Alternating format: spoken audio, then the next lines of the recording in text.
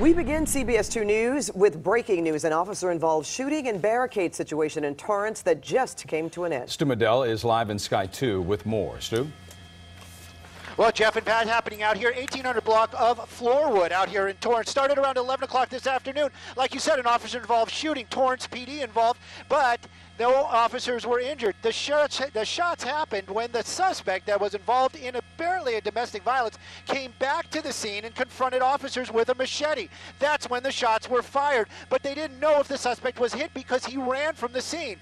Hours later, just actually moments ago, we have some tape when the SWAT was out here. They had a perimeter set up. They were searching all these neighborhoods, all these, backyards, and they actually found that suspect a couple of homes away, hiding in a backyard. Apparently, he was struck by gunfire, but still alive and talking.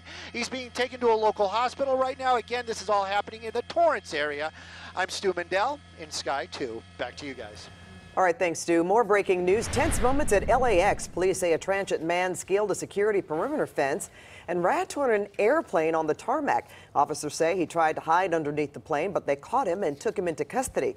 A police canine unit searched the area to see if the man dropped a weapon. It is unknown why he scaled the fence and what he intended to do. And more breaking news on this Monday. A scary scene in Malibu after a boulder fell onto a car. That was this afternoon. That incident shut down all lanes between Piuma and Francisco. CBS 2's Brittany Hopper is live there with the latest. Brittany. Pat and Jeff, this could have been much, much worse. As you can see behind me, the road is still closed. And this is the road that gets you to PCH. But let's go to some Sky 2 video from earlier. Now, a large boulder came crashing down on a car in Malibu. The CHP says 3 people were inside the car during and driving on PCH. And although they were very shaken up, surprisingly, there were no serious injuries. Now, if we come back here live, the road, we are told, should be opening up pretty soon. They have removed the boulder at this point, and they have also removed the car, but we're told that a geologist is out there right now taking a look and assessing the area to make sure that there aren't any other loose rocks. For now, we are live in Malibu. Brittany Hopper, CBS 2 News. Now to more breaking news. We haven't seen the last of the so-called holy fire in the Inland Empire. Just when crews were ready to put the lid on it, there was a big flare-up. Yeah, flames crossed the containment line at Santiago Peak in Orange County and then burned 150 acres so far. Now, fire officials now say the flare-up is 10% contained. Holy fire scorched nearly 23,000 acres over the last 3 weeks. Well, a deadly crash in the South Bay. A child was killed after a car slammed into a light pole. Well, that driver and another child were rushed to a hospital. Well, the young boy is now in critical condition. It happened on East Harry Bridges Boulevard in Wilmington, just a few feet from the railroad tracks. And CBS 2's Lisa Siegel is live near the scene with more information for us. Lisa? Well, you guys, a very sad scene out here behind me. You can see the car being lifted onto a flatbed right now as investigators try to figure out how this accident happened. One that ended, as you said, with a 10-year-old boy dead and another in critical condition. And it's devastating. First we heard the screech of the tires and then the loud boom. A horrific scene, mangled wreckage, children's shoes on the ground. All after this white Lexus crashed into a light pole, leaving a 10-year-old boy dead, another boy 6 to 8 years old critically injured, and the driver hospitalized. He was coming from that side. Mark Heinzman describes what he heard and saw right outside his work in Wilmington about 11:30 this morning. There was pieces of the car all over the place. There was a gentleman, looked like he had come out of the car and laid down. Just terrible. From up in the air, you can see the damage. Firefighters had to work to extract the 10-year-old's body from the wreckage. Police say the car was going west in the 500 block of East Harry Bridges Boulevard when it lost control, wrapping around this light pole. It happened near the train tracks, but no train was involved. Witnesses tell me this is a very dangerous road, and they've seen accidents here before. Now the loss of a 10-year-old boy weighs heavily on their hearts. This isn't the first, and I know it's not going to be the last. That's what's so heartbreaking about it. Now, police have not determined what caused the driver to lose control in the first place, but there is a large team of investigators here trying to figure that out. In Wilmington, I'm Lisa Siegel, CBS 2 News. Thanks, Lisa. Heartbreak and unanswered questions in Jacksonville, Florida tonight. Investigators are still trying to figure out why a young man opened fire at a video gaming tournament on Sunday. 2 people were shot and killed, and a dozen more were wounded in the rampage. Yeah, the gunman was identified as 24-year-old David Katz from Maryland. He took his own life after the shooting. Players say he was well known on the competitive gaming circuit, but acted weird all weekend, in their words. He lost in yesterday's tournament. Police identified the victims as Eli Clayton and Taylor Robertson. Protesters out today demanding answers and action against gun violence. It was real people, it was real pain, it was real grief. It is not a video game. There's people like you and I that are dying out here for no reason. Federal agents searched a home in Baltimore belonging to Katz's family. They say his parents are cooperating with them. We found out one of the victims was a Southern California native with ties to the San Fernando Valley. Yeah, CBS 2's Joy Benedict is live at Chaminade High School, where she spoke to people who knew him. Joy?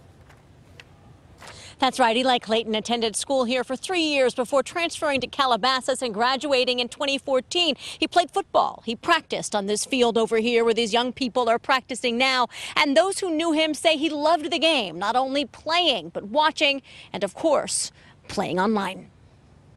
My name's Eli Clayton, a.k.a. True Boy, and I'm here to win the Madden Challenge. It was a dream cut short for this young man, a 22-year-old gamer with his eyes on an esports championship and money for college. I'm doing pretty well for my first year of competitive Madden. Elijah's family wants you to know that he was a good man. He did not believe in violence. He never even had a fist fight. But it was violence that ended his life during a qualifying tournament in Florida Saturday for Madden NFL 19 after police say a fellow gamer opened fire while everyone watched online. Eli Clayton was one of 2 players killed. His family, obviously, is in shock. Every person who has stood in this position has said that they never thought this would happen to their family, and we are no different. Clayton didn't just play football online. He played receiver and defensive back in high school at Chaminade and Calabasas. You know, he was just a great kid. Matt Hawley coached him for 3 years and remembers his passion for the game and for life. He made everybody else's day better. He made everybody better on the field. A young man with 6 brothers, 3 sisters, and countless people who love him.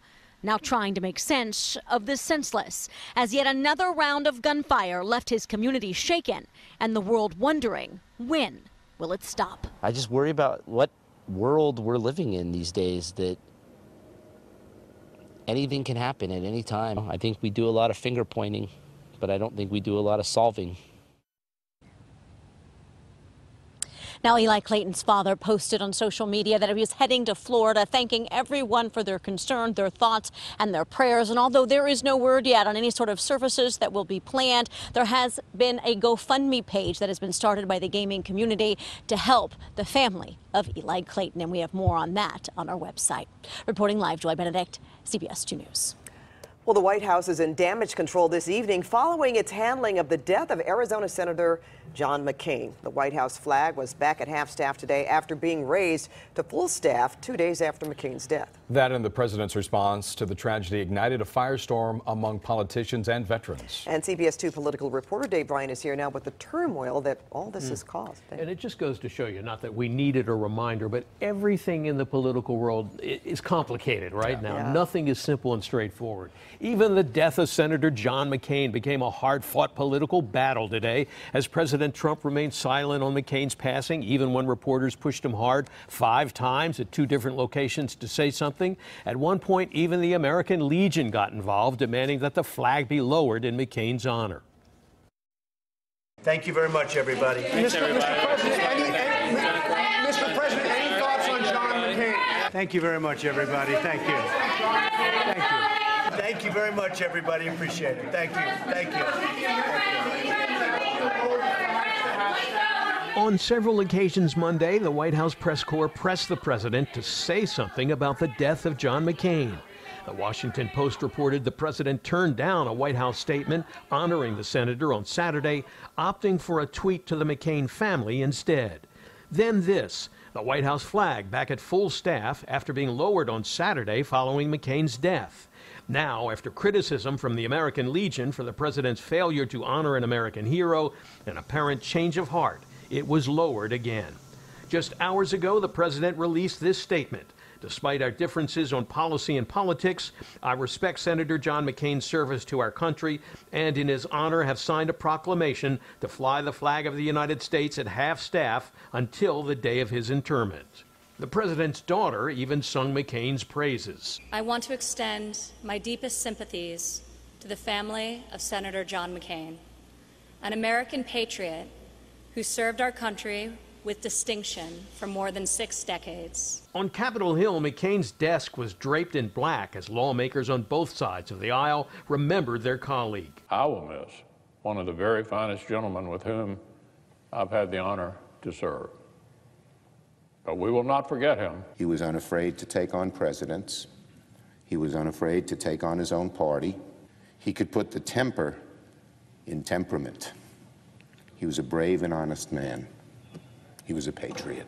Outside, a makeshift memorial stands just down the hallway from McCain's office at the Russell Building, which could be renamed after the senator in his honor. He was someone who, while he didn't seek that kind of visible recognition, I think it is an appropriate way to remember him. McCain's body will lie in state in Phoenix and Washington, D.C. Before he passed, the Vietnam veteran wrote these words on how he would like to be remembered. I hope those who mourn my passing, and even those who don't, will celebrate, as I celebrate, a happy life lived in imperfect service to a country made of ideals whose continued success is the hope of the world.